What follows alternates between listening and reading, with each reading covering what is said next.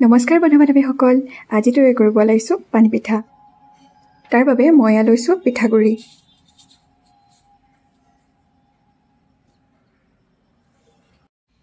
সোৱাদ অনুসৰি এয়া লৈছোঁ নিমখ আৰু লগতে দিছোঁ কাটি লোৱা পিঁয়াজ আৰু এয়া এটা কেঁচা জলকীয়া।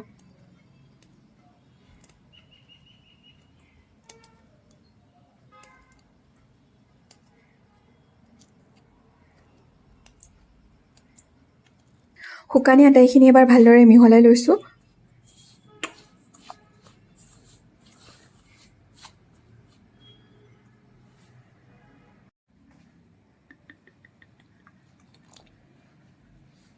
অলপ অলপকৈ পানী দি এয়া আটাইখিনি ধুনীয়াকৈ মিহলাই লৈছোঁ।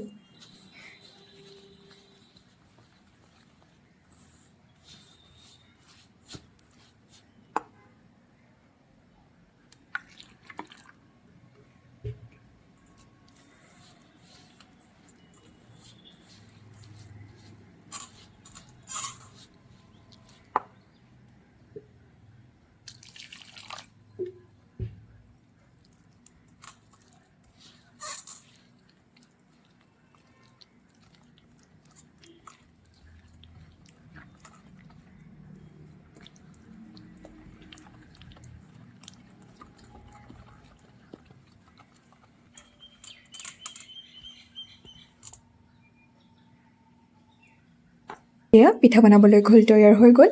এতিয়া গেছৰ ফ্লেম অন কৰি কেৰাহী এটা বহাই দিছোঁ। এয়া দিছোঁ মিঠাতেল। তাৰপাছত তেলখিনি গৰম হোৱাত অলপমান মিশ্ৰণ দি দিছোঁ।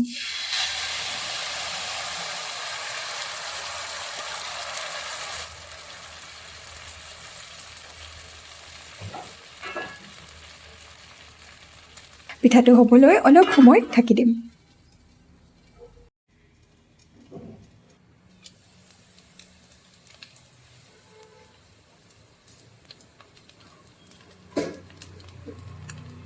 অলপ সময় ঢাকি ৰখাৰ পাছত এতিয়া ইটো ছাইড ওলটাই দিছোঁ।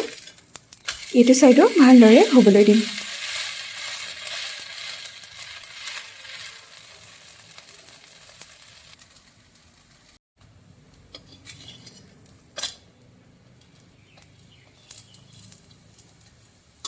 দুয়োটা ছাইড ধুনীয়াকৈ হোৱাত এতিয়া মই পিঠাটো নমাই লৈছোঁ।